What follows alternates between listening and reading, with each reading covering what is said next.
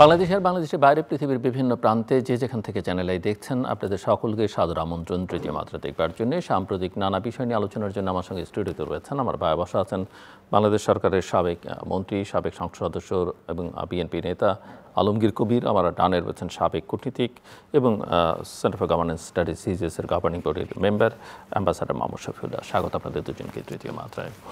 আমি আপনাদের দুজনের কাছ থেকে বুঝতে চাইছি যে নির্বাচন নিয়ে অনেক কথা হচ্ছে, নির্বাচনের সময় ঘোষিত হয়েছে, সরকার প্রধান করেছেন রাজনৈতিক দলগুলো সেই, কিন্তু আপনারা কি মনে করছেন কিনা বা বিশ্বাস করছেন কিনা, কারণ বাংলাদেশে দীর্ঘদিন ধরেই আসলে সকল ক্ষেত্রে একটা আস্থার সংকট, বিশ্বাসযোগ্যতার সংকট রয়েছে, সেক্ষেত্রে নির্বাচনের পথে আসলে বাংলাদেশ কিনা? মিস্টার আলমগীর কবির। ধন্যবাদ আপনাকে। এবং আপনি আপনার কাছে বেশি করে জানতে চাও, কারণ আপনি তো আবার নির্বাচনের প্লেয়ারও একজন, সো আপনি কীভাবে দেখেন? নির্বাচনের একটা ঘোষণা আসছে ডক্টর ইউনূসের পক্ষ থেকে, আর নির্বাচনের দাবিটা সব দলেরই। আবার বাংলাদেশের যারা মিত্র বন্ধু তারাও নির্বাচন চান, সেনাবাহিনীও নির্বাচন চায়। ফলে নির্বাচন ছাড়া বাংলাদেশের অন্য কোনো পথ নেই। নির্বাচন হচ্ছে ক্ষমতার পরিবর্তনের স্বাভাবিক পথ। তবে নির্বাচনের জন্য যে বিষয়গুলো প্রয়োজন, যেমন প্রশাসন, সিভিল প্রশাসন, পুলিশ, তারপরে আর্মির রোল, তারপরে নির্বাচনের সাথে যুক্ত রাষ্ট্রীয় কাঠামোর মধ্যে যারা যারা জড়িত, যারা একটা জাতীয় নির্বাচনকে সফল করে তোলেন, তাদের ভূমিকা, এসবের উপরে নির্বাচন নির্ভর করে। কিন্তু এগুলো কোনো কিছুরই প্রস্তুতি নেই। আর ভিতরে দলগুলোর মধ্যে কন্ট্রাডিকশন শার্প করছে এবং মধ্যপন্থী রাজনীতি দুর্বল হয়ে পড়ছে, যেটা মডারেট পলিটিক্স, সেটা দুর্বল হয়ে আসছে। উগ্রতা, বাড়াবাড়ি, এগুলো ব্যাপকভাবে সমাজে এবং রাষ্ট্রে বৃদ্ধি পাচ্ছে। তাছাড়া আইন শৃঙ্খলা বলে কিছু নেই। যতই সাজানো গোছানো কিছু কথা আসুক আইন শৃঙ্খলা পরিস্থিতি সম্পর্কে, কিন্তু আইন শৃঙ্খলা পরিস্থিতি অত্যন্ত খারাপ। বরং 5ই আগস্টের পরে যে 3-4 দিন আইন শৃঙ্খলা পরিস্থিতি দেশের ভালো ছিল। মুষ্টিমেয় কিছু লোক যারা সেই সময় আইন শৃঙ্খলার অবনতি ঘটানোর চেষ্টা করেছে বা হত্যা, অগ্নিসংযোগ চেষ্টা করেছে, তারা খুব সফল হয়নি। কিন্তু পরবর্তীকালে বর্তমান সরকার প্রতিষ্ঠিত হওয়ার পরে, উপদেষ্টা সরকার, এরা শুধু জনগণকে উপদেশ দিয়ে যাচ্ছে, উপদেষ্টা সরকার। কিন্তু একটা কার্যকর সরকার, একটা বলিষ্ঠ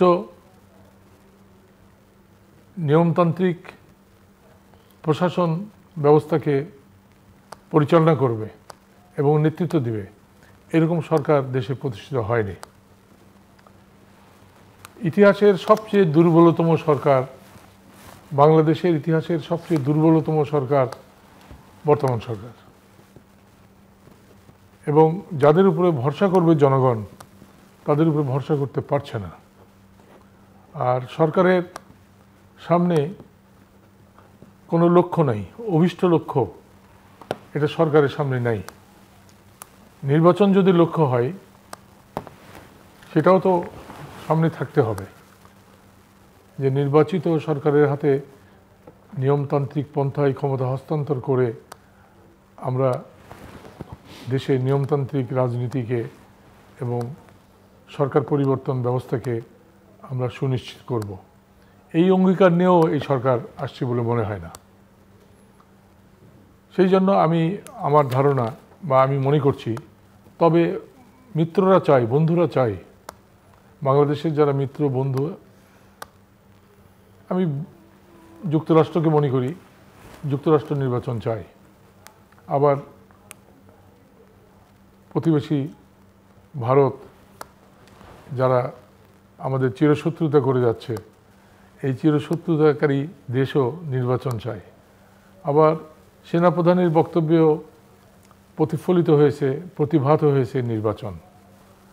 দেশের জনগণও একটা এই মাথাভারী সরকার, একটা অচল সরকার, এটার বিদায় চাই এবং একটা নতুন সরকার, নতুন প্রশাসন, নতুন ব্যবস্থাপনা চালু হোক, আবার নতুন করে বাংলাদেশ পরিচালিত হোক, এটা জনগণও চায়। তবে এই পথ বন্ধুর পথ, এই দেশে নির্বাচনের যে পথ, এটি সবসময় বন্ধুর পথ। আর বন্ধুর পথে যারা হাঁটতে চায় তাদের সতর্ক হতে হয়, বুদ্ধিমান হতে হয়, সহিষ্ণু হতে হয়, ধৈর্যশীল হতে হয়, দূরদৃষ্টি সম্পন্ন হতে হয়। এগুলো কিছুই এই সরকারের নেই। এরা উপদেশ দিতে পারে শুধু, কিন্তু আমাদের যে তৃতীয় মাত্রা থেকে যদি উপদেশ দেই, উপদেশ আর নিবে না। ধন্যবাদ। আমি আসছি আবার আপনার কাছে, অ্যাম্বাসেডর মোহাম্মদ শফিউল্লাহ।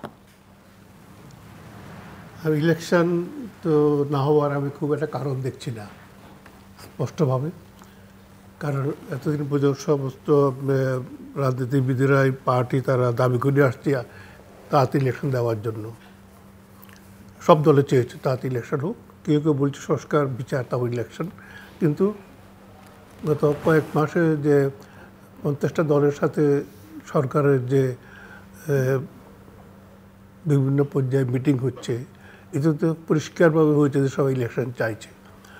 এখন ইলেকশনের জন্য সরকার তো বারবার বলছি, মাননীয় উপদেষ্টা বলেছেন, আর সর্বোপরি যেটা আমাদের সবচেয়ে বাংলাদেশ গুরুত্বপূর্ণ প্রতিষ্ঠান, আমাদের সশস্ত্র বাহিনী, যারা দেশকে এতদিন রক্ষা করে আসছে। চরম বিপদের সময়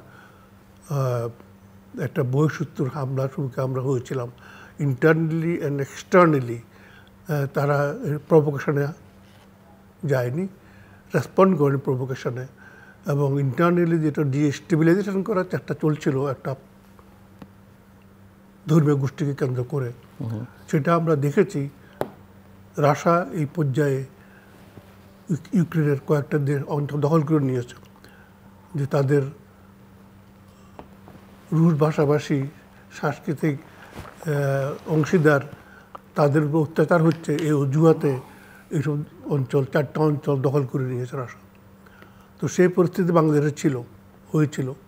আমরা দেখেছি শেখ হাসিনার পতনের প্রথম 3 মাসের মধ্যে, 3 মাস 4 মাস চট্টগ্রাম, লালদিঘি, শাহবাগ, ঢাকাতে, রংপুর, বিভিন্ন অঞ্চলে লক্ষ লক্ষ লোক, এটা সম্প্রদায়ের, ধর্মীয় সম্প্রদায়ের লোক, তারা চেষ্টা করেছে। তো তখন আমার বারবার মনে হচ্ছিল আমরা বোধহয় আরেকটা ইউক্রেনের মতো আমরা একটা আমাদের কোনো দেশের অংশ হয়তো তাদের মাইনরিটি রক্ষা করার জন্য হয়তো চলে আসতে পারে।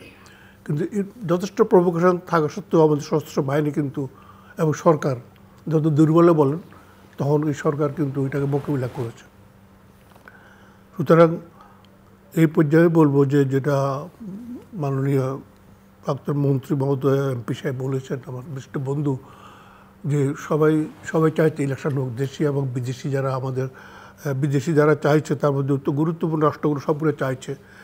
কারণ এই দেশের স্বার্থ আমাদেরও আছে, ওদেরও আছে, সবাই আছে, স্বার্থের সঙ্গে কাজ করে।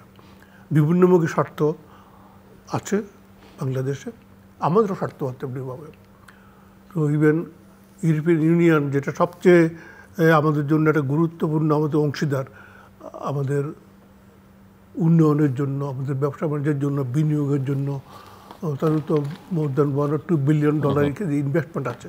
আমাদের garment industry plus anything can go to European union উদাহরণে কোটাও নাই, আপনার কোনো শুল্কও নাই, কিছু নাই, শুধু আর্মস ছাড়া সব যেতে পারে। এরকম ওরা কিন্তু বলেছে যে তারা বাংলাদেশের এই নির্বাচনের প্রক্রিয়াকে সহায়তা করার জন্য 4 মিলিয়ন ইউরো বাংলাদেশকে অনুদান হিসেবে দিবে। ইউরো মানে এজ গুড এজ ডলার। তার মানে শুধু মুখে বলছে না, তারা আর্থিকভাবে আসছে এবং তাদের টিমও আসবে এখানে অ্যাসেসমেন্ট করার জন্য আর কি সাহায্য দরকার আছে, লজিস্টিক কী প্রয়োজন আছে। তো সর্বপ্রথমই বলবো যে একটা গুডউইল বাংলাদেশের জন্য আছে। এখন ইলেকশন নিয়ে সংশয়, এটা আমি যখন ঢাকার বাইরে যাই আমি তত সংশয় আমি দেখি না।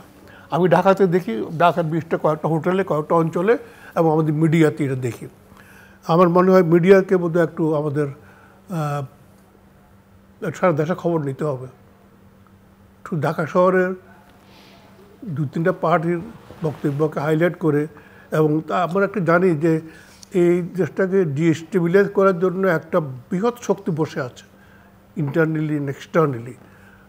সুতরাং এই পরিপ্রেক্ষিতে আমি বলবো যে আমাদের মিডিয়ার একটা রোল আছে, শুধু ঢাকা শহরের ঢাকা কেন্দ্রিক না হয়ে তারা দেশ কেন্দ্রিক হন। দেশের মানুষ কী চিন্তা করছে, ইলেকশন তো সবাই বলছে একমত ইলেকশন হওয়া উচিত, সবাই চাইছে ইলেকশন হোক। শুধু একটা দুটো পয়েন্টের মধ্যে আমি বলবো, দেখেন শেক্সপিয়ারের একটা কথা আছে যে একটা মানুষ তার জীবনে বিভিন্ন রোল প্লে করে। World is stage, we are but actor and actress. সেখানে every man has is own role and a man plays many a role in his life time. শৈশবকালে একটা রোল থাকে, কিশোরের যৌবনে একটা রোল থাকে, প্রেমিক হিসাবে তার একটা রোল থাকে, স্বামী হিসাবে তার একটা রোল থাকে। যে স্বামী হয় সে তখন প্রেমিক থাকে না আর। এই যে ট্রান্সফার, যেটা যে কিশোর সে শিশু থাকে না, এই যে বিভিন্ন ট্রান্সফারটা হচ্ছে হিউম্যান লাইফে, দ্য সোসাইটিতে he must act according to his own role, own time. In his own time he have to play many a role. সুতরাং এখানে যারা একসময় এই দেশকে মুক্তি দিয়েছে, আমি বলবো একটা আগ্রাসন শক্তির থেকে বাংলাদেশ মুক্তি দিয়েছে, সেই তারা আজকে অনেকে রাজনীতিতে আসছেন। যে change of role for them, একটা রোল ওগুলো প্লে করেছেন সাকসেসফুলি, তাদের পিছনে সারা দেশের লোক ছিল এবং তার ব্যাকবোন হিসেবে কাজ করেছে তরুণ যুবক ছাত্ররা, তার পিছনে সব সশস্ত্র বাহিনী ছিল, এদের সারা মেহনতি মানুষ সবাই ওদের পিছনে ছিল। এই একটা রোল তারা প্লে করেছে, কিন্তু আজ তার সেই রোলটা নাই, তার রোল চেঞ্জ হয়ে গেছে। এখন they must adjust to the change of situation, change of role. আপনি এখন কিশোর, আপনি এখন কিশোর না, আপনি এখন যুবক, অথবা আপনি যুবক ছিলেন, আপনি এখন স্বামী। পরিবর্তনটা হয়েছে। হয়তো আপনি ছিলেন, আপনি এখন হয়তো একটা ফ্যামিলির আপনার ছেলে মেয়ের আপনার পিতা। চেঞ্জ অফ রোলটা বুঝে নিতে হবে, সেই হিসেবে আপনাকে কাজ করতে হবে। আমি তো আগের রোলে থাকি, তাহলে কিন্তু আমি জনগণ থেকে দূরে সরে যাব। এবং আমরা অতীত দেখেছি বাংলাদেশের রাজনীতিতে যারা সীমা বাইরে চলে গেছে, তারা কিন্তু তারা বিরুদ্ধে টিকতে পারেনি, ক্ষমতা আসতে পারেনি। এটা হলো অ্যাডজাস্টমেন্ট অফ লাইফ। আপনি যখন যত একটা অ্যাডজাস্টমেন্ট হবে, পরিবর্তন হচ্ছে, যে অ্যাডজাস্ট করতে পারবে সে টিকে থাকবে, যে অ্যাডজাস্ট করতে পারবে না সে আস্তে করে এক্সটিংক্ট হয়ে যাবে, অবলুপ্ত হয়ে যাবে। যে প্রাণী জগতে যেমন সত্য, তেমনিভাবে আপনার মানুষের জীবনের সত্য কথা। সুতরাং যারা আজকে 15 বছর রাজনীতি করতে পারেনি, সেই দলকে আমি বলবো যে আপনাদের রোল পরিবর্তন হয়েছে। আপনারা ছিলেন জেলে, ছিলেন পালিয়েছিলেন, অত্যাচারিত হয়েছেন, আজকে আপনারা বিপুল আকারে বেরিয়ে আসছেন। আপনি যথেষ্ট জনসমর্থন আপনাদের আছে, আপনারা সর্বদের বিরাট জনসমাগম করেছেন, কিন্তু আপনাদের রোলটা বুঝতে হবে যে আপনি পরিবর্তন, বেসিক পরিবর্তন যেটা চাইছেন ইলেকট্রাল সিস্টেমে, পার্লামেন্টে আসেন। সব তো এই সরকারে করা সম্ভব নয়। এটা আমরা বলছি, সবাই বলছে যে উইকেট গভর্নমেন্ট। আমি বলি উইকেট গভর্নমেন্ট না, এই government of nature of government is like this. এটা কোনো পলিটিক্যাল পার্টি না। সুতরাং এটা আপনি এবার দেখতে হবে যে এটা how it was born and what it like to deliver. সুতরাং এটাকে ওই বিচার করতে হবে। তার চাইতে ইলেকশন হয়ে যাক, সবাই এখানে সম্মত, অসম্মত, সংস্থা সম্মত, মানুষ এখানে চাইতে ইলেকশন হয়ে যাক। অনিশ্চিত থেকে আমরা নিশ্চিতের দিকে আমরা ডিরেকশন যাই। সেখানে 2-1টা পার্টি যারা বলছে তাদেরকে বলবো যে আপনার চেঞ্জ অফ রোলটা আপনি অ্যাডজাস্ট করেন, আপনারা বাস্তববাদী হন, আপনারা পার্লামেন্টে আসেন, পার্লামেন্টে এসে বাকি কাজগুলো আপনারা করেন। আপনাদের 40 জন পার্লামেন্টে আসতে পারেন বা 30 জন পার্লামেন্টে আসেন, তার কিন্তু you can play a basic role in the parliament. কারণ তরুণদের শক্তি পার্লামেন্টে কিন্তু এটা তার পিছনে অনেক দাঁড়াবে তাদের পিছনে। সুতরাং বাইরে ইলেকশন বন্ধ করে দিয়ে কেউ ultimately nobody will winner, nobody will winner. এটা আপনি ইতিহাস দেখেন, যেসব দেশে এই ধরনের ঘটনা ঘটেছে তার প্রসেসের ভিতরে না গেলেই সেখানে সেই সমাজ টিকতে পারবে না। আমরা তার বহিঃশত্রুর আক্রমণের আমরা শিকার হব। আমার দেশের নিরাপত্তা আমার নাম্বার ওয়ান। আমার দেশ থাকলে আমি এমপি হব, মন্ত্রী হব। আমাদের দেশ যদি না থাকে তাহলে আমি কী হব? সুতরাং সবাইকে এই ব্যাপারে আমি বলবো আলমগীর কবির এবং অ্যাম্বাসেডর শফিউল্লাহ যেমনটা বলছিলেন, সে না হলে কেউ উইন করবে না। কিন্তু আমার প্রশ্ন আপনার কাছে, আপনি নিশ্চয়ই ওনার কথার প্রেক্ষিতে বলবেন, ইলেকশনের পথে আপনি কি কি চ্যালেঞ্জেস এখন দেখেন যেগুলো অ্যাড্রেস করা দরকার? আমি সরকার পরিচালনার ইমপ্লিসিট দিক যেটা, তার মধ্যে আমি লক্ষ্য করেছি সেনাবাহিনীকে প্রতিপক্ষ বানানো। এটি মারাত্মক, ভয়ানক এবং দেশের জন্য ভয়াবহ দিন নিয়ে আসছে। সরকার পরিচালনার যে অন্তর্নিহিত দিক, এর মধ্যে সেনাবাহিনীকে প্রতিপক্ষ বানানো এবং সেনাবাহিনীর সাথে ডিস্টেন্স সৃষ্টি করা, এটা কোনো না কোনোভাবে দেশে হচ্ছে। এবং সেনাবাহিনী বিরোধী প্রচারণা আমি কখনো এমনটি দেখিনি। তো এটা মারাত্মক ক্ষতির দিকে নিয়ে যাবে বাংলাদেশকে। বিশ্বে আমাদের বন্ধু আছে, আমাদের অজস্র বন্ধু আছে, ফলে বাংলাদেশ অস্থিতিশীল করবে বা বাংলাদেশ আক্রান্ত হবে, বিপদগ্রস্ত হবে, আমি এটা মনে করি না। বহুদিন থেকে শুনছি যে চীন আক্রান্ত হতে পারে আর তৃতীয় বিশ্বযুদ্ধ শুরু হতে পারে, এটা বহুদিন থেকে শুনছি। কিন্তু তৃতীয় বিশ্বযুদ্ধ হবে কিনা বলতে পারবো না, তবে তৃতীয় বিশ্বযুদ্ধের পদধ্বনি শুনতে পাচ্ছি এবং এখানে আমরা একটা পক্ষ হব। ট্রাম্প সাহেব চেষ্টা করছে, আমি খুব ট্রাম্প বিরোধী, কিন্তু ট্রাম্পের শান্তি প্রচেষ্টা, এটাকে আমি ধন্যবাদ জানাই। আমার ফ্যামিলির প্রায় বেশিরভাগই ডেমোক্র্যাট সাপোর্টার, আমরা রিপাবলিকান না। আমাদের ফ্যামিলি রিপাবলিকান হিসেবে আমরা সমর্থন দিই না। তবে ট্রাম্পের যে প্রচেষ্টা, এই প্রচেষ্টা ধন্যবাদ পাবে। তবে শেষ পর্যন্ত এই প্রচেষ্টা টিকবে কিনা এটা আমার সন্দেহ আছে। কারণ ইউরোপ প্রথম বিশ্বযুদ্ধ, দ্বিতীয় বিশ্বযুদ্ধ, এই দুটি বিশ্বযুদ্ধ হয়েছিল ইউরোপকে কেন্দ্র করে, ইউরোপকে ঘিরে। দুটা বিশ্বযুদ্ধই সূচনা ঘটে ইউরোপের দ্বন্দ্বে, ইউরোপের আভ্যন্তরীণ দ্বন্দ্বে বিশ্বযুদ্ধ হয় দুটি। তৃতীয় বিশ্বযুদ্ধ যদি বাদে, এটা এশিয়াকে ঘিরে বাঁধবে আমরা ধারণা করতে পারি। তাইওয়ান, বার্মা, বেশ কিছু ইস্যু সামনে রয়েছে যেগুলো নিয়ে তৃতীয় বিশ্বযুদ্ধের পদধ্বনি শোনা যায়, যা এশিয়ায়। তো এই বিষয়গুলোকে সামনে রেখে আমাদের দেশকে প্রস্তুত করতে হবে, আমাদের সেনাবাহিনীকে তৈরি করতে হবে। আমাদের সেনাবাহিনী মুক্তিযুদ্ধের মধ্য দিয়ে তৈরি হয়, এই জাতীয় সেনাবাহিনী। এই সেনাবাহিনীতে মুষ্টিমেয় কয়েকটা জেনারেল বা কয়েকটা অফিসারের কারণে সমস্ত সেনাবাহিনীকে বিতর্কিত করার যে প্রচেষ্টা, এটা কোনোভাবেই বরদাস্ত করা উচিত না, সমর্থন করা উচিত না। কারণ দেশ রক্ষা, জাতি রক্ষা, রাষ্ট্র রক্ষা, এটির প্রধান দায়িত্বই হচ্ছে সেনাবাহিনী। এবং আমাদের প্রাণপ্রিয় সেনাবাহিনী চোখের সামনে বিতর্কিত হবে, ধ্বংস হবে, তারা বিভিন্ন সিদ্ধান্ত গ্রহণে দ্বিধাগ্রস্ত হবে, এটা হতে পারে না। সেই জন্য আমি বলবো যে সেনাবাহিনীকে প্রতিপক্ষ করা ছেড়ে দিতে হবে, রাজনীতিকদেরও ছেড়ে দিতে হবে এবং সরকারের ভিতরেও, সরকারের মধ্যে যে অন্তর্নিহিত দিকগুলো দেখা যায়, এই অন্তর্নিহিত দিকের মধ্যে আমি এটা লক্ষ্য করেছি, গভীরভাবে লক্ষ্য করেছি এবং আমি মর্মাহত হয়েছি যে জাতি রক্ষা দেশ রক্ষা হবে কিনা, বা আমরা জাতি হিসেবে টিকে থাকবো কিনা, দেশটা টিকে থাকবে কিনা, সেনাপ্রধান যে বলিষ্ঠ উচ্চারণটা করেছিলেন যে আমার বলে রাখা ভালো, পরে আপনারা বলবেন যে আমি বলিনি, এটি তার ধ্বনি, প্রতিধ্বনি। বাংলাদেশের আকাশে বাতাসে সর্বত্র এই ধ্বনি পৌঁছে গেছে।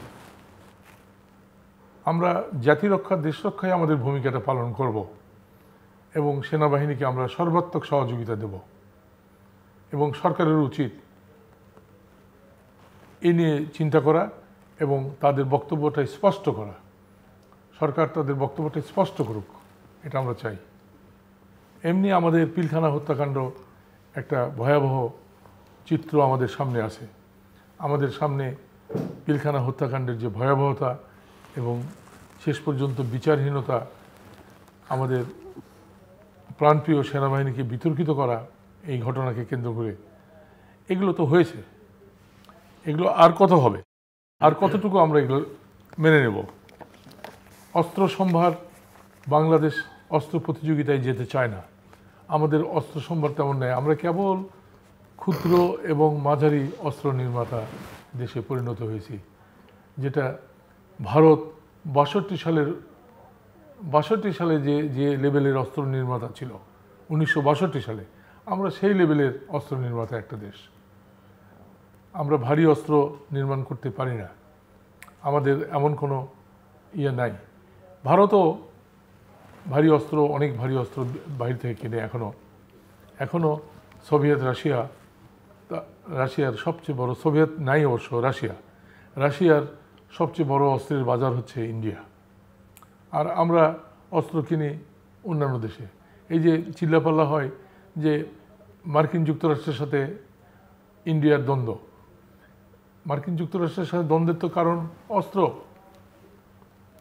আমি যখন নিউ ইয়র্কে যাচ্ছিলাম, আমার বডি ভীষণভাবে সার্চ করলো তুরস্কে। তো আমার ছেলে খুব ক্ষিপ্ত হয়ে গেল, কারণ ওটা ছিল যুক্তরাষ্ট্রের ছোট ভাই তুরস্ক এবং বড় ভাই আমেরিকা। এবং জন এফ কেনেডি বিমানবন্দরে নামার পরে আমার বডি আর সার্চ করলো না, আমাকে দেখলো না, কিছু করলো না। তার মানে আমার সার্চ আগে তুরস্কে হয়ে গেছে। কিন্তু সেই তুরস্ক মুহূর্তের মধ্যে চীনের অস্ত্র বাজারে ঢুকে গেছে। পরের বারে যখন গেলাম, 1 বছর পরে আবার গেলাম, দেখলাম যে তুরস্কে সেই শিথিল, তুরস্ক আর নাই, ওই জন এফ কেনেডি বিমানবন্দরেই কড়াকড়িভাবে আমাদের সার্চ করছে। পরে দেখলাম যে মার্কিন অস্ত্র বাজার হারিয়েছে, তুরস্ক ঢুকে গেছে চীনা অস্ত্র বাজারে। তো বাজার পরিবর্তন হয়, ইন্ডিয়ার বাজার পরিবর্তন হয়নি। ইন্ডিয়া ওই প্রথম থেকেই ভারত যে সোভিয়েত অস্ত্র বাজারে ঢুকে আছে, রাশিয়ার অস্ত্র বাজারে, সোভিয়েত ভেঙে যাওয়ার পরেও রাশিয়ার অস্ত্র বাজারে এখন তারা তেল কেনার ক্ষেত্রে, জ্বালানি কেনার ক্ষেত্রে তাদের বাজার ইরান, তাদের বাজার হচ্ছে রাশিয়া। তো ফলে বাজার নিয়ে প্রতিযোগিতা।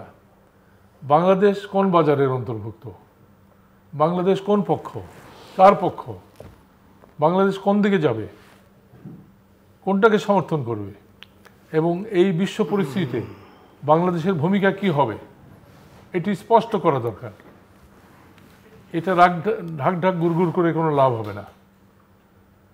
আমরা তৃতীয় মাত্রায় বসে যদি উলবনি মুক্ত ছড়াই, এটাও কোনো লাভ হয় না। আমি মনে করি যে সরকারকেই সিদ্ধান্ত নিতে হবে। কিন্তু এই সরকার তো ইন্টারিম গভর্নমেন্ট, সে কি ইন্টারিম গভর্নমেন্টের তো বড় বড় কাজ করছে, বিদেশ থেকে হায়ার করা প্লেয়ার নিয়ে এসে এখানে খেলতেছে, অসুবিধা কি? তারা যতটুকু ক্ষমতায় আছে ততটুকুতে ভূমিকা পালন করবে। বার্মা প্রশ্ন খুব গুরুত্বপূর্ণ। আবার পাহাড়ে গন্ডগোল শুরু হয়ে গেছে। পাহাড়ে এমনি আমাদের প্রচুর আর্মি মারা গেছে, এবং তাদের জাতিসত্তার আন্দোলন, সেই আন্দোলন সম্পর্কে নির্বাচিত সরকারগুলো কি ভূমিকা পালন করেছে সেটা তো আমরা জানি।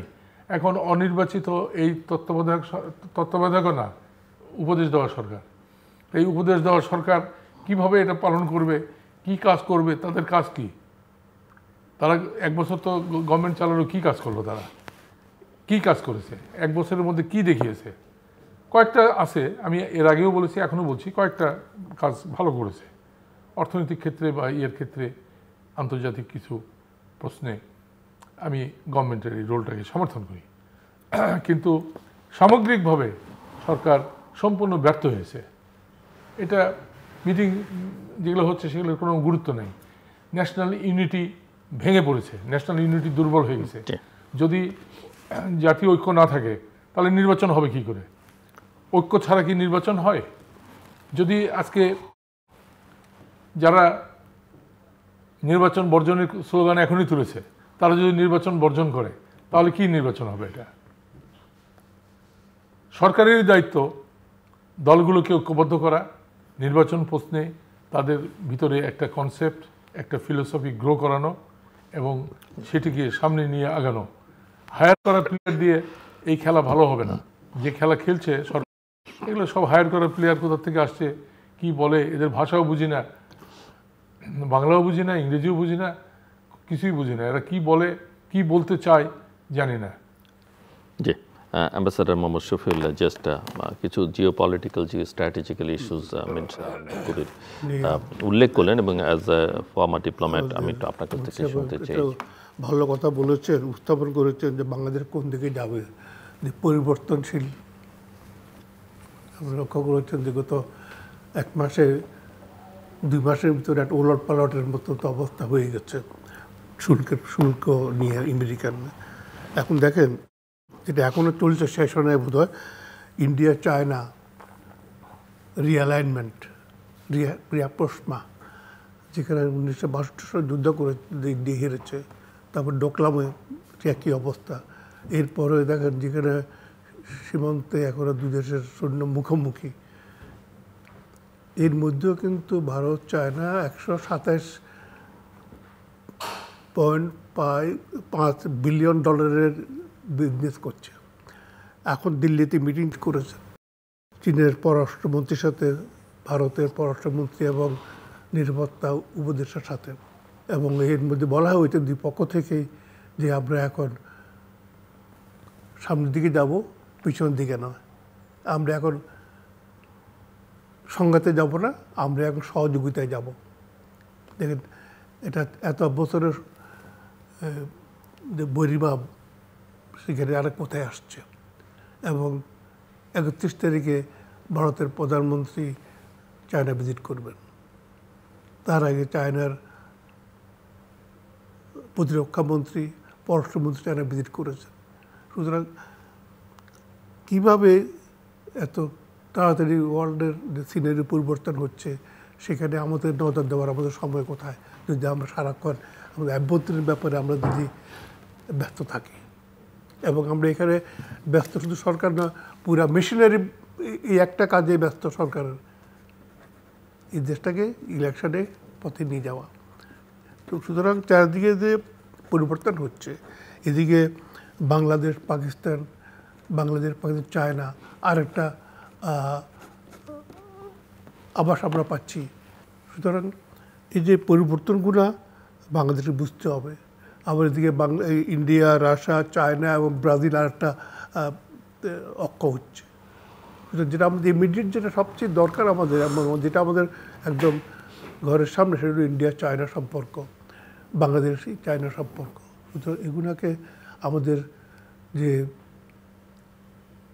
ভালো করে বুঝতে হবে, বাংলাদেশের স্বার্থ এখানে কীভাবে আমরা রক্ষা করবো। ইভেন মিস্টার আলমগীর কবির রোহিঙ্গা ইস্যুর টানছিলেন এবং আরেকটা প্রশ্ন অনেকেই এখানেই আলোচনায় বলছেন যে তারা কেউ কেউ আশঙ্কা করছেন যে এই যে জিও পলিটিক্যাল ইস্যুটা না বুঝতে পারা বা ভুল পররাষ্ট্র নীতির কারণে বাংলাদেশ হয়তো যে কোনো সময়ে সংক্ষিপ্ত সময়ের জন্য হলো একটা বড় বিরোধ বা সংঘাতে জড়িয়ে পড়তে পারে দুই প্রতিবেশীর সঙ্গে, ভারতের সঙ্গে, মিয়ানমারের সঙ্গেও। সেরকম আশঙ্কাও কেউ কেউ করছেন। তো আপনি কি সেটা দেখেন কি না? দেখুন, এটা তো টাইম বম। রোহিঙ্গা 14 লাখ হয়ে গেছে অলরেডি, বাকি যারা তারাও বাংলাদেশে আসছে। এটার জন্য 25 তারিখে আপনার কক্সবাজার একটা সম্মেলন হয়ে গেছে। এরপরে আপনার জাতিসংঘে সেপ্টেম্বর মাসের 30 তারিখে একটা সম্মেলন হবে, তারপর ডিসেম্বরের 7 তারিখে কাতারে আর একটা সম্মেলন হবে। 3টা সম্মেলনটা আমাদের রোহিঙ্গা ইস্যুকে, এটাকে 1 নম্বর হলো রিপার্টিশন আগ পর্যন্ত এদের আর্থিক সাহায্য, লজিস্টিক্স, বাকিটা হলো এদের রিপার্টিশন। সুতরাং আমি বলবো যে এই সরকার যত এইটাকে আপনারা যেভাবে বলেন না কেন, যে ইস্যুটা গত 7 বছরে আউট অফ ফোকাস চলে গেছিলো সারা বিশ্বের, ইভেন বাংলাদেশের ভিতরে কিন্তু আলাপ ছিল না খুব একটা, সেটাকে এই সরকার কিন্তু একটা আন্তর্জাতিক পর্যায়ে এবং স্থানীয় পর্যায়ে, আঞ্চলিক পর্যায়ে সামনে নিয়ে আসছে। আপনার যে প্রফেসর ইউনূস সাহেবের যে আপনার ইয়েতে মাননীয় উপদেষ্টার মালয়েশিয়া ভিজিট, এটা একটা গুরুত্বপূর্ণ আমাদের রোহিঙ্গা ইস্যুতে। আর যে সম্মেলনটা হলো কক্সবাজারে, এটা অন দি গ্রাউন্ড পরিস্থিতি গত 8 বছরে কোথায় গিয়ে আসছে, যেখানে 11 লক্ষ ছিল সেখানে 14 লক্ষ হয়ে গেছে অলরেডি, আর সাহায্য কমিয়ে আসছে। তারপরে আপনার জাতিসংঘে যেটা হবে সবচেয়ে বেশি, ওখানে সবচেয়ে বেশি আপনার প্রতিনিধি থাকবে, কারণ এরা জাতিসংঘের সাধারণ অধিবেশনে সব দেশে আসে। সুতরাং 100-র উপরে তো আমাদেরকে কো-স্পন্সর করেছে অলরেডি, 104 বা 5 দেশ। সুতরাং ওই এক সম্মেলন হবে, আর কাতারে একটা হবে। সুতরাং এগুলো সামনে আসবে, রোহিঙ্গা ইস্যুকে কী করি আমরা, কী করতে পারি। সেটা শুধু বাংলাদেশ চাইলে তো হবে না, এটা তো মিয়ানমার তো আরাকান আর্মি আছে, তারপর চায়নার ইনভলভমেন্ট আছে, এখানে ভারতের ইনভলভমেন্ট আছে, চায়না ইনভলভমেন্ট আছে, রাশিয়ানের ইনভলভমেন্ট তো বেশি এখানে, তারাও এফেক্টেড বাই দিস টাইম। তো এইখানে বাংলাদেশের দিক থেকে কিন্তু আমি বলবো যে একটা সুনির্দিষ্ট পথে আমরা আগাচ্ছি। রেজাল্ট কী হবে সেটা আমরা বলতে পারি না, কারণ আমাদের এক পক্ষ মাত্র, আমরা সবচেয়ে বড় পক্ষ এখানে হবে আপনার চায়না এবং মিয়ানমার পক্ষ। সুতরাং এটা কিন্তু বাংলাদেশ কাজ করছে, এটা তো বোঝাই যাচ্ছে। আমি এখন সম্মেলনের জন্য আশা করছি এটার আউটকাম কী হবে আমরা জানি, হয়তো কিছু টাকা আরও বেশি আসবে, সেন্সিটাইজ হইব, এবং হয়তো একটা প্রেশার আসবে হয়তো যে এটাকে কোনোভাবে কিছু স্টার্ট করা যায় কিনা প্রসেসটা, এটা হয়তো হইতে পারে। আর সেই আমি বলবো ইটস এ গুড বিগিনিং, যেটা পড়েছিল পিছনে সে সামনে এটা আসছে। আলমগীর কবির, বাংলাদেশ ঝুঁকির মধ্যে আছে। বাংলাদেশকে আমরা যদি যুদ্ধের দিকে ঠেলে দিই, ভুল পররাষ্ট্রনীতি, ভুল নিরাপত্তা নীতির জন্য বাংলাদেশকে আমরা একটা যুদ্ধের দিকে ঠেলে দিতে পারি। আরাকান আর্মি নিয়ে কিছুদিন আগে অনেক কথা হলো, এখন তো আরাকান আর্মি পিছু হচ্ছে। এখন আরাকান আর্মি বাংলাদেশের ভিতরে স্পেস চাচ্ছে থাকার জন্য, শুনতে পেলাম। জাতিসংঘের কিছু সাহায্যের জন্য রোহিঙ্গাদের আমরা, যদি বলা হয় মানবিক কারণে, মানবিকের চাইতে জিওপলিটিক্স না বোঝা এবং বিদেশি সাহায্যের প্রত্যাশা, এগুলোই কারণ ছিল বেশি। এবং রোহিঙ্গাদের সাহায্য এখন ইউএন কমিয়ে দিয়েছে, অনেক কমে গেছে, অনেক ওয়ার হাউস ওখান থেকে গুটিয়ে নেওয়া হচ্ছে। কিন্তু রোহিঙ্গার যে ঢল, এটা কমেনি বরং বাড়ছে, লোক সংখ্যা বেড়েছে, যত আসছে তার দ্বিগুণ হয়ে গেছে তাদের লোক সংখ্যা। এটা বাংলাদেশের জন্য একটা বিরাট বোঝা। বার্মার জান্তা সরকার এখন একটা নির্বাচনের দিকে যাওয়ার চেষ্টা করছে। নির্বাচন খুবই গুরুত্বপূর্ণ একটা দেশের জন্য, জাতির জন্য। দেখেন, এতদিন পরে এত শক্তি প্রয়োগ করে, এত হত্যাকাণ্ড করে, এত বাড়িঘরে আগুন লাগিয়ে দিয়ে বার্মার জান্তারা মনে করছে যে নির্বাচনের পথে আবার যেতে হবে। আবার তারা নির্বাচনের আওয়াজ তুলেছে। নির্বাচন একটা দেশের জন্য, জাতির জন্য খুব ইম্পর্টেন্ট। আমাদের এটা বুঝতে হবে। নির্বাচিত সরকার খুবই গুরুত্বপূর্ণ, খুবই বড় অবদান রাখতে পারে নির্বাচিত সরকার। তবে সে সরকার ভালো সরকার হতে হবে, সেটা অবশ্য নির্বাচিত সরকার হলেও, নির্বাচিত সরকার হলেই ভালো হবে তা নয়, তবে নির্বাচিত সরকার, আমি তা মনে করি না। অনির্বাচিত সরকারের চাইতে বেটার, অনেক সময় বেটার হয়। অনেক সময় সামরিক সরকারও ভালো সরকার হয়। এটা দেখা গেছে বিশ্বের দেশে দেশে। বিশ্বের দেশে দেশে আমরা দেখেছি অনেক সময় জনতা সরকারও অনেক ভালো কাজ করেছে, ভালো অবদান রেখেছে দেশ এবং জাতির জন্য। এই জন্য আমি মনে করি, দেখেন ইউক্রেন যুদ্ধ কিছুটা আমাদের গ্রামাঞ্চলে মোড়লদের যে কাণ্ড কারখানা হয় না, মোড়লরা নামায় দেয়, উস্কানি দেয়, দুই পক্ষকে উস্কানি দিয়ে নামায় দিয়ে তারপরে পিছনে পালাই যায়। একটা চোখের সামনে একটা দেশ দেখলাম ইউক্রেন, একটা কত স্বয়ংসম্পূর্ণ, কত সুন্দর একটা দেশ, পৃথিবীর কত সুন্দর দেশ, ইউরোপের আশা ভরসার স্থল ইউক্রেন এই বিগত যুদ্ধে ছিন্ন ভিন্ন হয়ে, খণ্ড বিখণ্ড হয়ে, চুরমার হয়ে গেছে। শহর নগর বন্দর ভেঙে খান খান হয়ে গেছে, ইকোনমি শেষ হয়ে গেছে, সব কিছু শেষ হয়ে গেছে, তাদের সামরিক শক্তি সম্ভার সব শেষ হয়ে গেছে।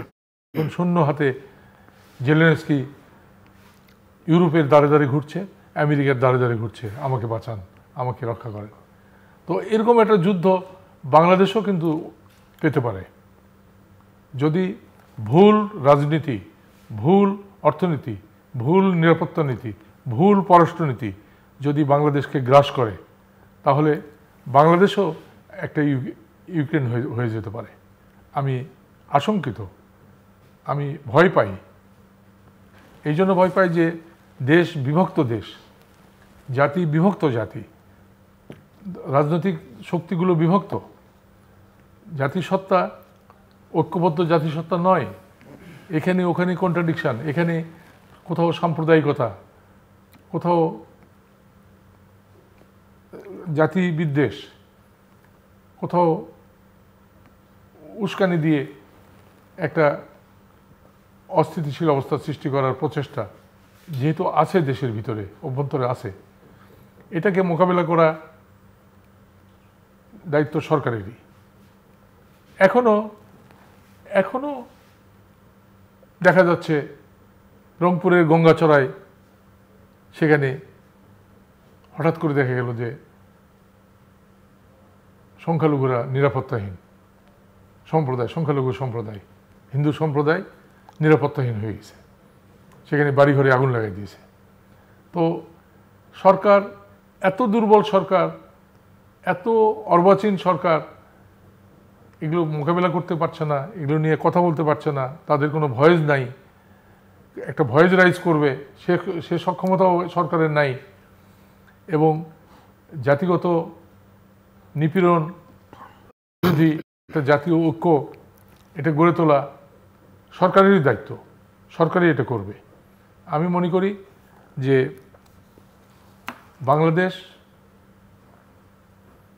বাংলাদেশের একটা নিরাপত্তা নীতি লাগবে, একটা ভালো নিরাপত্তা নীতি, এটা নাই।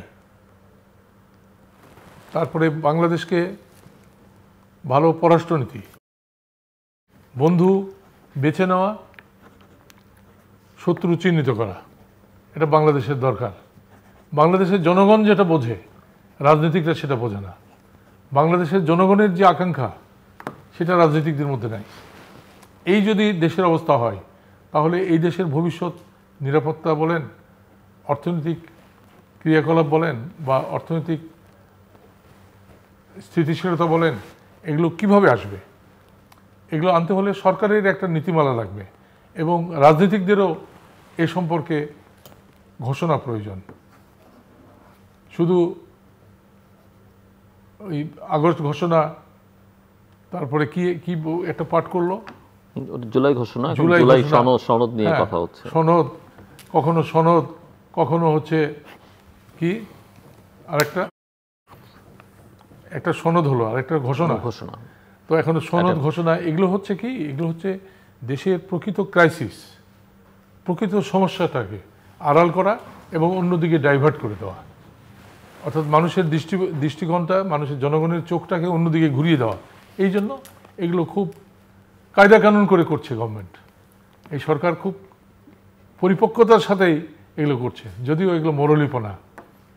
কিন্তু এই মোরলীপনা দিয়ে কতক্ষণ রাষ্ট্র রক্ষা হবে, জাতি রক্ষা হবে, কতক্ষণ সরকারই বা রক্ষা হবে? সরকারও কিন্তু রক্ষা পাবে না। আর দলগুলোর সাথে দলগুলোকে লাগিয়ে দিচ্ছে, গভর্নমেন্টই লাগিয়ে দিচ্ছে। আমার যেটা মনে হচ্ছে সরকার দলগুলোকে ঐক্যবদ্ধ করবে, এটা সরকারের দায়িত্ব। সেই দায়িত্ব পালন না করে সরকার দলগুলোর মধ্যে কন্ট্রাডিকশন লাগিয়ে দিচ্ছে, যাতে করে সরকারের সংকট যেন চোখের সামনে না ভেসে ওঠে, জাতির সামনে যেন না আসে। এবং সরকারের সংকট আড়াল করার জন্য ছোটোখাটো বিষয়গুলো নিয়ে, এই ঘোষণা নিয়ে, এটা নিয়ে, সেটা নিয়ে শুরু হয়েছে। আর সামাজিক মাধ্যম নিশ্চয়ই একটা গণতান্ত্রিক শক্তি, আমি মনে করব সামাজিক মাধ্যম, এবং এটি দেশের গণতান্ত্রিক আন্দোলনে যথেষ্ট ভূমিকা পালন করেছে। কিন্তু সামাজিক আন্দোলনের সাথে যারা জড়িত আছে, সামাজিক গণমাধ্যমের সাথে যারা জড়িত, তাদের প্রতি আমি অনুরোধ জানাবো যে খুব দায়িত্বশীল গণমাধ্যম পরিচালনা থাকা উচিত। এবং এটি না থাকলে আমাদের অনেক বড় বিপদ সামনে আসবে এবং শেষে আমরা নিজেদের রক্ষা করতে পারবো না। একবার যদি আমরা বিপদগামী হই, একবার যদি আমরা ক্ষতিগ্রস্ত হই, একবার যদি আমরা নিয়ন্ত্রণ হারাই, তাহলে কিন্তু আমাদের সমূহ বিপদ আছে। মুষ্টিমেয় কিছু লোকের ক্ষমতার লোভ, লালসা এবং কিছু লোকের ক্ষমতায় আরোহণের চেষ্টা, এটার জন্য একটা জাতি খেসারত দিতে পারে না, একটা দেশ খেসারত দিতে পারে না। সেই জন্য আমি আহ্বান জানাবো, সরকারের প্রতি আহ্বান জানাবো যে আপনারা জাতীয় ঐক্যের ভিত্তি রচনা করুন এবং জাতীয় ঐক্য গড়ে তুলুন। নির্বাচনও দরকার, বিচারও দরকার, সংস্কারও দরকার ফ্যাসিবাদের বিরুদ্ধে। আর যারা কোনোটাই করবে না, নির্বাচনও করবে না, সংস্কারও করবে না, কোনো কিছুই করবে না, ক্ষমতাকে ভোগ করবে, ক্ষমতাকে নিজেদের ভাগ্য পরিবর্তনের, নিজেদের ফ্যামিলির ভবিষ্যতের বংশধরদের জন্য যদি ক্ষমতা হয়, তাহলে সেই ক্ষমতা এরকমই হবে।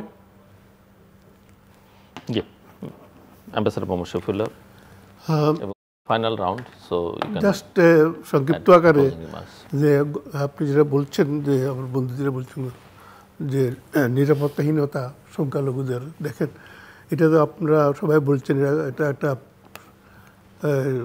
খণ্ডকালীন সরকার এবং দুর্বল সরকার।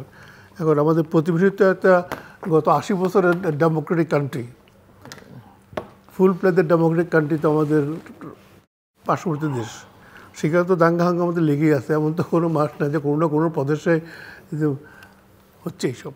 আর বাংলাদেশের ডেমোক্রেটিক আমলে সবচেয়ে বেশি নিরাপত্তাহীনতা ভুগেছে। বিভিন্ন পূজার সময় দেখা গেছে, বিভিন্ন সময় যেরকম হয়েছে এগুলো। সুতরাং এটা হলো আপনার বর্তমানে যেটা হয়েছে তার ব্যবস্থা হচ্ছে। কারণ এখানে সবচেয়ে ভয় হলো কি জানেন, যে একটা ঘটনা ঘটার পরে যে ধামাচাপা দেওয়াটা সবচেয়ে ডেঞ্জারাস থিং, এবং সেটা অতীতে হয়েছে এবং পার্শ্ববর্তী দেশেও এটা তাই হচ্ছে, অনবরত এটা হচ্ছে। তো এই সরকার আমলে যতটুকু আমি দেখেছি, এই দুর্বল পুলিশি ব্যবস্থা এখন আমাদের এর মধ্যেও তারা কিন্তু ব্যবস্থা নিচ্ছে, অ্যাকশান নিচ্ছে সে। আর যেটা বললেন যে পররাষ্ট্র মন্ত্রণালয় সম্বন্ধে আমি বলবো যে দেখেন, এটা আমি বারবার বলছি যে পররাষ্ট্র মন্ত্রণালয় ইজ এ প্রফেশনাল মিনিস্ট্রি। এটাকে কিন্তু আমাদের কোনো সময়ে কিন্তু এটাকে তার যে একটা অন্তর্নিহিত শক্তি আছে, যে প্রফেশনালিজম, সেটাকে ব্যবহৃত হচ্ছে না, সেটাকে সময় সময় বিভিন্ন খাতে নিজের স্বার্থে, দলের স্বার্থে ব্যবহৃত হচ্ছে। এই কদিন আগে দেখলাম যে পররাষ্ট্র মন্ত্রণালয় তো আসলে একটা ট্রান্সফার পোস্টিং হচ্ছে, কোথাকার লোক আসে অ্যাম্বাসেডার হয়ে চলে যাচ্ছে এক জায়গায়। তো এখন এগুলো তো আপনার যে পররাষ্ট্র মন্ত্রণালয় তো কাজ হলো যে চারদিকে দৃষ্টিপাত রাখা, কোথায় কী হচ্ছে, আমাদের কী করণীয় উচিত, সেটা তো করার মতো সুযোগ ওরা দেওয়াই হচ্ছে না কোনো অবস্থাতেই। দেখা যাচ্ছে বিভিন্ন রকম চেঞ্জ হচ্ছে সারা ওয়ার্ল্ডে বা বাংলাদেশের অভ্যন্তরীণ ব্যাপারে, সেখানে যে প্রফেশনালভাবে কাজ করার সুযোগ সীমিত করে দেওয়া উচিত দিন দিন। এসব সরকার আমলে হয়েছে, এখন আর তুলছে। সুতরাং এটা কিন্তু বলবো যে এটা দেশের জন্য আলটিমেটলি এটা ক্ষতি হচ্ছে। এবং যে সরকার আছেন বা কয়েক মাস পরে যে সরকার আসবে ফেব্রুয়ারির পরে সরকারের কাছে আমাদের সেটাই থাকবে যেন তারা পররাষ্ট্র মন্ত্রণালয়কে যেন তাদের নিজস্ব ভূমিকা পালন করতে পারে।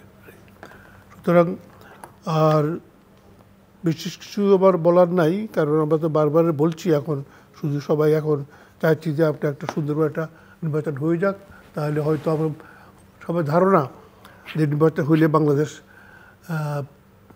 উত্তরণ ঘটবে। আমি বলবো আর একটা কথা, এখানে যারা ইলেকশন করতে চাইছে না, it is their option, but they should not create obstacle in the way. But আপনার কাছে মনে হয় না মানে যারা শর্ত জুড়ে দিচ্ছে নির্বাচন করতে চাইছে না দলগুলো, যদি আমি বলি তিনটে দল প্রধানত এনসিপি, জামাত এবং ইসলামী আন্দোলন, তো এই দলগুলো যদি ধরেন যে নির্বাচন হচ্ছে নির্বাচনে না যায়, অন্যদিকে আওয়ামী লীগের মতো একটা বড় রাজনৈতিক দল, এখন পর্যন্ত অবশ্যই তারা একটা বড় রাজনৈতিক দল, হয়তো পতিত, হয়তো ভিজিবল না, বা তাদের একটা বড় সমস্যা, তারাও যদি নির্বাচনে না থাকে, শুধু বিএনপি আর অন্যান্য ছোটখাটো দল নিয়ে নির্বাচনের সেই কি দেশে বিদেশে কোনো গ্রহণযোগ্যতা? আমি তো একবার বলেছিলাম আপনার একটা ফোরামে সিজিএছে যে আপনি এসব না করে শুধু একটা গণভোট দিয়ে দেন। মানুষ কি চায় আসলে দেখেন, পার্টি গণভোট কিসের জন্য?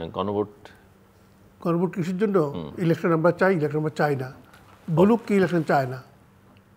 সি অ্যাকচুয়ালি আমরা সব কথা বলি জনগণের পক্ষে, ঢাকা শহরে বসে বলি, জনগণের সাথে ঢাকা শহরের কোনো সম্পর্ক নাই। ঢাকা শহর আইসোলেটেড, ঢাকা শহরের কয়েকটা এরিয়া এগুলো আইসোলেটেড ফ্রম বাংলাদেশ। মিডিয়া জগৎ, আমরা ইন্টেলেকচুয়াল জগৎ, এই কয়েকটা জগৎ আমাদের আছে, তারা মনে করে এটাই বাংলাদেশ। এটা আসলে বাংলাদেশ না, বৃহত্তর বাংলাদেশ ঢাকার বাইরে, ঢাকা শহরের কয়েকটা সাবাবের বাইরে কিন্তু বাংলাদেশ। সুতরাং আপনি গণভোট দেন, বলুক যে আমি ইলেকশন চাই না, বা আর কেউ বলো আমি ইলেকশন চাই।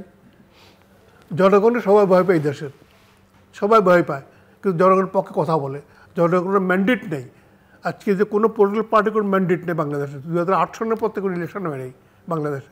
তার কার ম্যান্ডেট আছে বলুন এখানে? কারো ম্যান্ডেট নেই। সরকারও মানে আপনার জনগণের ভোটে নির্বাচিত না। তার এই একটা ভ্যাকুয়ামের ভিতরে আমরা আছি। সেখানে ইলেকশনটা হয়ে গেলে অন্তত একটা সিস্টেমের ভিতরে আমরা আসবো, তাই না? আজকে আমাদের ডিপ্লোমেটদের বাইরে জিজ্ঞাসা করে তোমার দেশ কী সিস্টেমে চলছে, বলতে পারবে না কেউ। কারণ এক সময় কোনো সময় আপনার ওয়ান পার্টি, কোনো সময় মাল্টি পার্টি, কখনো সামরিক শাসক, কখনো আপনার ফ্যামিলি রুল, কখনো প্রাইম মিনিস্টার পালিয়ে যায়। তো এখন এই সিস্টেমের ভিতরে how you can operate as a country, as sovereign country. আমাদের ডিপ্লোমেটদের কী ভূমিকা বাইরে, সে কী বলবে, হোয়াট হি রিপ্রেজেন্টস। সুতরাং সেই জন্য এখন যারা দয়া করে যারা ইলেকশন করবেন না, ইলেকশন আপনারা করবেন না। কিন্তু আমরা বলবো ইলেকশন করে আপনি পার্লামেন্টে এসে বলেন আপনার কথা, জনগণ আপনার কথা শুনবে। ইফ ইউ ক্যান কনভিন্স, মানুষ আপনাকে ভোট দেবে। কারণ এখানে তো আমরা বলছি ডেমোক্রেসি আমরা চাই, তো ডেমোক্রেসি চাইলে তো লোক আমাকে সমর্থন দিতে হবে, আমার এজেন্ডা মানুষ ভোট দিবে। তখন বলতে পারবো আমার পিছনে 10 লক্ষ লোক আছে। আর আমি যদি শুধু সেমিনারের ভিতরে থাকি, আপনার ডেমনস্ট্রেশনের ভিতরে থাকি, তাহলে তো আমি বুঝবো না জনগণ আমার পক্ষে আছে কি নাই। আপনি দেশকে যদি রিপ্রেজেন্ট করেন তাহলে কিন্তু পার্লামেন্টে আসেন, আপনি কথা বলেন, বক্তব্য রাখেন। ইলেকশনে আপনি মন্ত্রী হবেন না, ঠিক আছে, নেক্সট ইলেকশনে মন্ত্রী হবেন যদি আপনার আদর্শ মানুষ যদি গ্রহণ করে। এরপরে শুড কাম টু পার্লামেন্ট। ধন্যবাদ। Misha Alamgir Kabir, closing remarks. হানা ভোট, রেফারেন্ডাম, এটা কার্যকর না। আমাদের দেশে অতীতে 2-1 হয়েছে, সেটা ক্ষমতার জন্য, থাকার জন্য, বাক্সের যুদ্ধ। সেটা ক্ষমতা থেকে হানা ভোট করেছে, এক বাক্সের সাথে আরেক বাক্সের যুদ্ধ। এই যুদ্ধ কার্যকর যুদ্ধ নয়। আর যোগ্যতা, দক্ষতার ভিত্তিতেই রাজনীতি এবং রাষ্ট্র ক্ষমতা গঠন হওয়া দরকার। দয়া দাক্ষিণার যে রাজনীতি, দয়া দক্ষিণার যে ক্ষমতা নির্মাণ দয়া দক্ষিণার মাধ্যমে, এটা কোনো কার্যকর পথ নয়। আমাদের দেশে প্রশাসন বলুন, রাজনৈতিক নেতৃত্ব বলুন, সব কিছু দয়া দক্ষিণার ভিত্তিতে হচ্ছে, কোনো আদর্শের ভিত্তিতে, নীতির ভিত্তিতে, লক্ষ্যের ভিত্তিতে এটা ফলে এখানে রাজনীতি গঠন ভালোভাবে হয়নি, রাষ্ট্র গঠনও ভালোভাবে হয়নি, প্রশাসন গঠনও ভালোভাবে হয়নি, এবং রাষ্ট্রযন্ত্র নিজেই এখন মনে হচ্ছে একটা দুর্বল রাষ্ট্রযন্ত্রে পরিণত হচ্ছে, দিনে দিনে মৃতপ্রায়। আমি মনে করি এখান থেকে উদ্ধারের পথ হয়তো প্রলম্বিত, এটা সময় লাগবে, তবে সরকারেরই দায়িত্ব একটা জাতীয় ঐক্য গড়ে তোলা।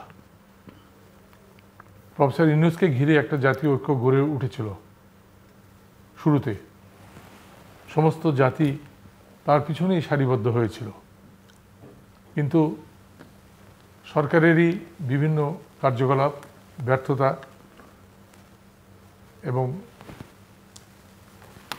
নীতির প্রশ্নে এলোমেলো চিন্তা এবং কতগুলো বিতর্কিত উপদেষ্টা, এদের কারণে সরকার বিতর্কিত হয়ে গেছে।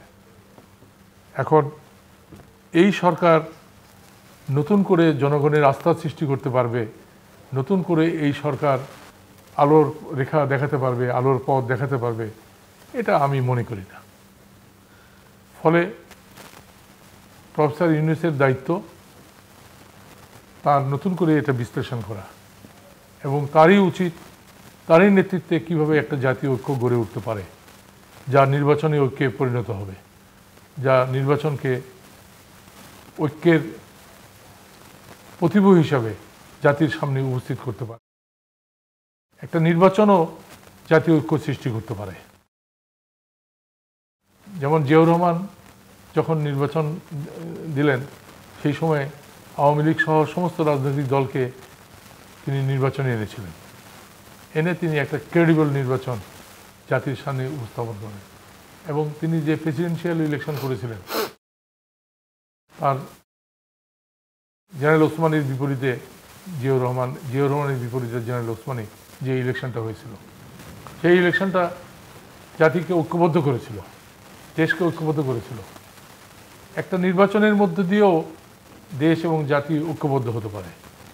একটা সরকারের, দূরদৃষ্টি সম্পন্ন সরকার, তার সিদ্ধান্ত দিয়েও জাতিকে ঐক্যবদ্ধ করতে পারে। আমি মনে করি যে জাতি এখন বিভক্ত হয়ে গেছে, এই বিভক্ত জাতিকে ঐক্যবদ্ধ করতে হবে, এবং তাদের সামনে নিরাপত্তা, পররাষ্ট্রনীতি এবং অর্থনীতি, এইগুলোর উপরে সুনির্দিষ্ট পলিসি দিতে হবে, সরকারকে দিতে হবে। সরকার কেউ যদি মনে করে যে নির্বাচিত সরকার এসে এগুলো সব করবে, না, তাহলে আপনারা আছেন কেন? আপনাদের কাজ কি? একটা কাজ আপনারা বারবার বলেছেন যে আমাদের একটা কাজ নির্বাচন দেওয়া, সেই নির্বাচনও আপনারা দিতে পারছেন না। তাহলে এই অবস্থায় এই সরকার কতদিন এই জাতি টেনে নিয়ে বেড়াবে? কতদিন এই সরকারের পিছনে এই জাতি ধাবিত হবে? আর কত সময় নষ্ট হবে? আর কত সময় আমাদের এই দেশের জন্য রয়েছে যা দিয়ে শেষ করতে হবে, যা দিয়ে সরকারের ব্যর্থতা পূরণ হবে? দর্শক অনুষ্ঠান শেষ প্রান্তে আমরা সময় দেওয়ার সময় আমাদের নাই।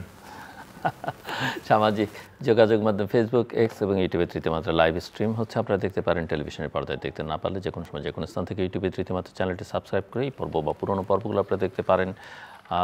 অ্যাম্বাসাডর মোহাম্মদ শফিউল্লাহ এবং মিস্টার আলমগীর কবির অসংখ্য ধন্যবাদ এই আলোচনা শুনবার জন্য। দর্শক, অনেকের মধ্যে এই প্রশ্ন যে বাংলাদেশ কি একটা প্রস্তুতিহীন নির্বাচনের পথে হাঁটছে কি না, কারণ আমার অতিথিরা মনে করছেন যে নির্বাচন ছাড়া আসলে বাংলাদেশের সামনে কোনো গত্যন্তর নেই, এবং ওনারা এটাও মনে করছেন যে নির্বাচন, সংস্কার, বিচার, যেগুলো বহুল আলোচিত বিষয়, জনগণের আকাঙ্ক্ষার সঙ্গে সঙ্গতিপূর্ণ, এই কাজগুলো সমান্তরাল গতিতে করতে হবে। তবে ওনারা কিছু বিষয় নিয়ে সংশয় প্রকাশ করেছেন। টেবিলের দু প্রান্ত থেকে দুজন দুরকমভাবে, সব বিষয়ে যে দুজন একমত সেটাও নয়, যে বাংলাদেশের একটা ভালো পররাষ্ট্র নীতি বা নিরাপত্তা নীতি নেই, বাংলাদেশে গণমাধ্যমের দায়বদ্ধতার অভাবের কথা ওনারা উল্লেখ করেছেন, মধ্যপন্থী রাজনীতি বাংলাদেশ থেকে দুর্বল হয়ে গেছে। আমি নোট নিচ্ছিলাম ওনাদের কথা। দেশের আইন শৃঙ্খলা পরিস্থিতি কোনো অবস্থাতেই ভালো নয়। অবশ্য আইন শৃঙ্খলা পরিস্থিতির সঙ্গে নির্বাচন একটা বড় সম্পর্ক আছে, এটা ওনারা স্মরণ করিয়ে দিচ্ছেন। এবং ইলেকশন না হলে আসলে বাংলাদেশে কেউই জিতবেন না, পরাজয়টা সবারই ঘটবে, এটাও বলেছেন ওনারা। এবং বাংলাদেশ একটা চরম ঝুঁকির মধ্যে আছে ভূ রাজনৈতিক বিবেচনা থেকে এবং আঞ্চলিক রাজনীতির বিবেচনা থেকেও এবং বদলে যাওয়া বিশ্ব পরিস্থিতি সম্পর্কে আসলে আমাদের রাজনৈতিক নেতৃত্ব খুব একটা সচেতনও নন, ওয়াকিবহালও নন এবং খুব একটা আগ্রহীও নন। কাজেই এই জায়গায় একটা বড় পরিবর্তন আসলে আমাদের নেতৃত্বের মধ্যেও আনতে হবে। সব মিলিয়ে আসলে বাংলাদেশের সামনে এখন একটাই করণীয়, সেটা হচ্ছে যে একটা ভালো নির্বাচন আয়োজন এবং ভালো নির্বাচনের মধ্য দিয়ে ভালো গণতন্ত্রের পথে হাঁটা। এবং তার জন্যে অনেকের ভেতরে আমরা অনেক ধরনের রিফর্মসের কথা বলছি, কিন্তু আমাদের মনোযোগেতে একটা বড় পরিবর্তন কিন্তু আনতে হবে। সেটা না হলে আসলে এই বাকি আলোচনা এই ডায়ালগের মধ্যে সীমাবদ্ধ থাকবে, পেপারে থাকবে, কিন্তু কার্যকর হবে না। আমাদের সঙ্গে থাকবার জন্য অসংখ্য ধন্যবাদ আপনাদের, সবার জন্য শুভকামনা।